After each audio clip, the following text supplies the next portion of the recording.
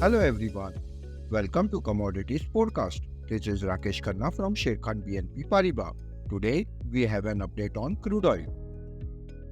The Amex crude oil price upward rally stopped at major resistance $75, the symmetrical triangle breakdown that appears on the chart, to rebound bearishly and settle below its support at $70 and expected to resume bearish trend to head towards achieving negative target at $65 and $62 in near term.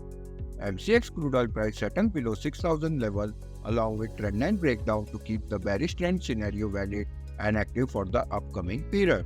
However, key support hold at 5,600 level and break below will drag the price further down till 5,300 and 5,000 level in near term. On the way up, key resistance hold at 6,050 level and break above will act as a trend reversal. The price indicator MACD is bearish. Thank you.